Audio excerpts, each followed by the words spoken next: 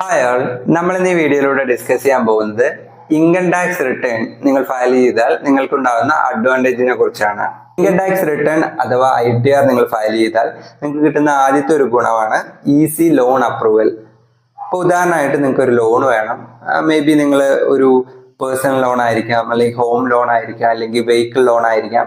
So bank അല്ലെങ്കിൽ ഇതുപോലെ loan തരുന്ന ആളുകൾ ആദ്യം ചോദിക്കുന്നത് ഇൻകം ടാക്സ് റിട്ടേണിനെ കുറിച്ചാണ്. ഇതെന്തിനാണ് അങ്ങനെ ചോദിക്കുന്നത് വെച്ച് കഴിഞ്ഞാൽ, നിങ്ങൾക്ക് ലോൺ തന്നു കഴിഞ്ഞാൽ ആ ലോണ് നിങ്ങൾക്ക് റീപേ ചെയ്യാനുള്ള കപ്പാസിറ്റി ഉണ്ടോ എന്ന് നോക്കാൻ വേണ്ടിയിട്ടാണ്. അതായത് നിങ്ങളുടെ ഇൻകം നിങ്ങൾക്ക് ഈ ലോൺ തന്നു കഴിഞ്ഞാൽ അത് റീപേ ചെയ്യാൻ സഫീഷ്യന്റ് ആണോ എന്ന് ചെക്ക് ചെയ്യാൻ വേണ്ടിയിട്ട്. ടാക്സ് റിട്ടേൺ ഫയൽ ചെയ്താൽ നിങ്ങൾക്ക് കിട്ടുന്ന അടുത്ത അഡ്വാൻറ്റേജ് ആണ് ക്വിക്ക് വിസ പ്രോസസ്സിങ്. ഇപ്പോൾ ഉദാഹരണത്തിനായിട്ട് നിങ്ങൾ പഠിക്കാൻ വേണ്ടിയിട്ടോ അല്ലെങ്കിൽ നിങ്ങൾ എന്തെങ്കിലും ടൂറിസം പർപ്പസിന് വേണ്ടിയിട്ടോ പുറത്തു പോകാൻ വേണ്ടിയിട്ട് വെയിറ്റ് ചെയ്യാണ്. സോ അതിന് നമുക്ക് വിസ വേണം.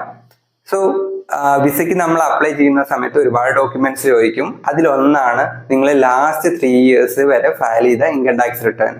ഇതെന്തിനാണ് ചോദിക്കുന്നതെന്ന് വെച്ച് കഴിഞ്ഞാൽ, നിങ്ങൾ പുറത്തൊരു രാജ്യത്ത് പോയി അവിടെ എന്തെങ്കിലും പ്രശ്നം ഉണ്ടായി, ആ പ്രശ്നം നിങ്ങൾക്ക് ഒരു എമൗണ്ട് എക്സ്പെൻസ് ഉണ്ടാവുമല്ലോ. സോ ആ സമയത്ത് നിങ്ങൾക്ക് നിങ്ങളുടെ ഇന്ത്യൻ ഇൻകം കൊണ്ട് അത് റീപേ ചെയ്യാൻ നിങ്ങൾ ക്യാപ്പബിൾ ആണോ എന്ന് ചെക്ക് ചെയ്യാൻ വേണ്ടിയിട്ടാണ്. ടാക്സ് റിട്ടേൺ ഫയൽ ചെയ്യുന്നതിന്റെ അടുത്ത അഡ്വാൻറ്റേജ് ആണ് ക്ലെയിം ടാക്സ് റീഫണ്ട്.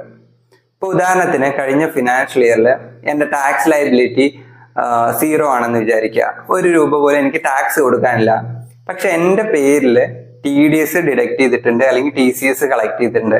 ഇപ്പോൾ ഉദാഹരണത്തിന് TDS ആയിട്ട് എനിക്ക് 10,000 rupees എൻ്റെ പേരിൽ ഡിഡക്ട് ചെയ്തിട്ടുണ്ട്. സോ എനിക്ക് ടാക്സ് ഒന്നും കൊടുക്കാനില്ല, പക്ഷേ ഞാൻ ഇൻകം ടാക്സ് റിട്ടേൺ ഫയൽ ചെയ്താൽ മാത്രമേ അത് റീഫണ്ട് ആയിട്ട് എനിക്ക് കിട്ടൂ. ഇനി അടുത്തൊരു ഉദാഹരണത്തിന്, എൻ്റെ ടാക്സ് ലയബിലിറ്റി 5 ലക്ഷമാണ്. പക്ഷേ എൻ്റെ പേരിൽ TDS ആയിട്ടും TCS ആയിട്ടും ഒരു 8 ലക്ഷം രൂപ പിടിച്ചിട്ടുണ്ടെന്ന് വിചാരിക്കുക. സോ ഞാൻ 5 ലക്ഷം രൂപ പേ ചെയ്യാൻ ലയബിൾ ആണ്, പക്ഷേ ആൾറെഡി 8 ലക്ഷം രൂപ ഞാൻ TDS ആയിട്ട് കൊടുത്തിട്ടുണ്ട്. സോ 3 lakh എനിക്ക് റീഫണ്ട് ആയി കിട്ടണമെങ്കിൽ ഞാൻ ഇൻകം ടാക്സ് റിട്ടേൺ തീർച്ചയായിട്ടും ഫയൽ ചെയ്യണം. ടാക്സ് റിട്ടേൺ ഫയൽ ചെയ്യുന്നതിന്റെ അടുത്ത അഡ്വാൻറ്റേജ് ആണ് ഇത് നിങ്ങളുടെ പ്രൂഫ് ഓഫ് ഇൻകം ആണ്, അതുപോലെ നിങ്ങളുടെ പ്രൂഫ് ഓഫ് അഡ്രസ്സും ആണ്. ഇപ്പോൾ കഴിഞ്ഞ ഫിനാൻഷ്യൽ ഇയർ അല്ലെങ്കിൽ നമ്മൾ ഇതുവരെ ഇൻകം ടാക്സ് റിട്ടേൺ ഫയൽ ചെയ്ത ഫിനാൻഷ്യൽ ഇയറിൽ എത്രയായിരുന്നു നിങ്ങളുടെ ഇൻകം എന്ന് തെളിയിക്കാൻ നമുക്ക് സാധിക്കും. അതുപോലെ തന്നെ നമുക്ക് അഡ്രസ് പ്രൂഫായിട്ട് ഏതെങ്കിലും സാഹചര്യത്തിൽ ആവശ്യം വന്നു കഴിഞ്ഞാൽ നമുക്ക് ഈ പറഞ്ഞ ITR അഡ്രസ് പ്രൂഫായിട്ടും യൂസ് ചെയ്യാൻ സാധിക്കും. ഇൻകം ടാക്സ് റിട്ടേൺ ഫയൽ ചെയ്ത് നിങ്ങൾക്ക് കിട്ടുന്ന ഒരു ബെസ്റ്റ് ബെനിഫിറ്റ് ആണ് ക്യാരി ഫോർവേഡ് ഓഫ് ലോസസ്. ഇപ്പോൾ ഉദാഹരണത്തിന്, ഞാനൊരു ബിസിനസ് നടത്തുന്ന ഒരാളാണ്. എനിക്ക് ഈ കഴിഞ്ഞ ഫിനാൻഷ്യൽ ഇയറിൽ 2 ലക്ഷം രൂപ ലോസ് ഉണ്ടായി, ബിസിനസ് ലോസ് ഉണ്ടായി. ഇപ്പൊ ഞാൻ നോർമലി ഇൻകം ടാക്സ് റിട്ടേൺ ഒന്നും ഫയൽ ചെയ്യാൻ ലയബിൾ അല്ല. പക്ഷേ ഞാൻ ഫയൽ ചെയ്യുകയാണെങ്കിൽ ഈ 2 ലക്ഷം എനിക്ക്, ഈ ലോസ് 2 ലക്ഷം എനിക്ക് ക്യാരി ഫോർവേഡ് ചെയ്യാൻ സാധിക്കും. ഇനി അതിന്റെ അഡ്വാൻറ്റേജ് എന്താണ്? അടുത്ത കൊല്ലം എനിക്കൊരു 10 ലക്ഷം രൂപ പ്രോഫിറ്റ് ഉണ്ടായെന്ന് വിചാരിക്കുക. എനിക്ക് 10 ലക്ഷത്തിന് ടാക്സ് കൊടുക്കണ്ട, പകരം 10 ലക്ഷത്തിൽ നിന്ന് എൻ്റെ ലോസ് കഴിഞ്ഞ കൊല്ലത്തെ 2 ലക്ഷം മൈനസ് ചെയ്ത് 8 ലക്ഷത്തിന് മാത്രം ടാക്സ് കൊടുത്താൽ മതി. അതുപോലെ തന്നെ നിങ്ങൾ ഷെയർ ട്രേഡ് ചെയ്യുന്ന ഒരാളാണ്, അല്ലെങ്കിൽ നിങ്ങൾ ഏതെങ്കിലും ഒരു ലാൻഡോ ബിൽഡിങ്ങോ വിൽക്കുകയോ ഉണ്ടായി, ആ വിൽപ്പനയിൽ അല്ലെങ്കിൽ ഷെയർ ട്രേഡിങ്ങിൽ നിങ്ങൾക്ക് ലോസ് ഉണ്ടായി. ഈ ലോസ് നിങ്ങൾക്ക് ക്യാരി ഫോർവേഡ് ചെയ്യാൻ സാധിക്കും.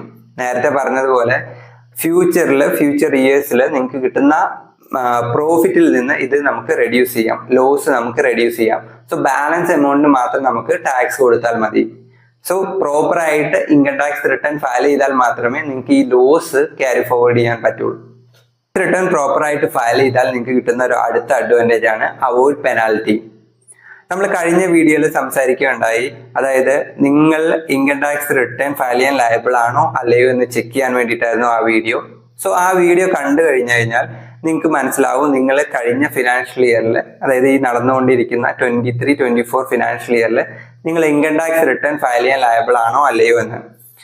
അപ്പോൾ ആ വീഡിയോ കാണാത്തവരുണ്ടെങ്കിൽ ഞാനത് ഡിസ്ക്രിപ്ഷനിൽ പിൻ ചെയ്യാം. സോ ഇവിടെ നമ്മൾ പറഞ്ഞിരിക്കുന്നത് അവോയ്ഡ് പെനാൽറ്റിയെ കുറിച്ചാണ്. ഇപ്പോൾ ഉദാഹരണത്തിന്, കഴിഞ്ഞ ഫിനാൻഷ്യൽ ഇയറിൽ ഞാൻ ഇൻകം ടാക്സ് റിട്ടേൺ ഫയൽ ചെയ്യാൻ ലയബിൾ ആണ്, പക്ഷെ ഞാൻ ഫയൽ ചെയ്തിട്ടില്ല. ഇപ്പൊ ടാക്സ് ഡിപ്പാർട്ട്മെന്റ് നിങ്ങളോട് പറയാണ് ഒരു നോട്ടീസ് മുഖാന്തരം, അതായത് നിങ്ങൾ ടാക്സ് റിട്ടേൺ ഫയൽ ചെയ്യാനുണ്ട് വിത്ത് പെനാൽറ്റി, ഇത്ര രൂപയാണ് പെനാൽറ്റി എന്ന് പറഞ്ഞിട്ട്. സോ നിങ്ങൾ പ്രോപ്പറായിട്ട് ഫയൽ ചെയ്തിരുന്നെങ്കിൽ നിങ്ങൾക്ക് ഈ പെനാൽറ്റിയിൽ നിന്ന് നിങ്ങൾക്ക് മാറി നിൽക്കായിരുന്നു. ടാക്സ് റിട്ടേൺ നിങ്ങൾ ഫയൽ ചെയ്ത് കഴിഞ്ഞാൽ നിങ്ങൾക്കുണ്ടാകുന്ന അഡ്വാൻറ്റേജിനെ കുറിച്ചാണ് നമ്മൾ ഇതുവരെ സംസാരിച്ചത്. ഈ വീഡിയോയിൽ നിങ്ങൾക്ക് എന്തെങ്കിലും സംശയം ഉണ്ടെങ്കിലോ അല്ലെങ്കിൽ നിങ്ങൾക്ക് അറിയാവുന്ന അഡീഷണൽ പോയിന്റ്സോ നിങ്ങൾ കമന്റ് ബോക്സിൽ രേഖപ്പെടുത്തുക. സോ അടുത്ത വീഡിയോയുമായി കാണുന്നവരേക്കും ബൈ.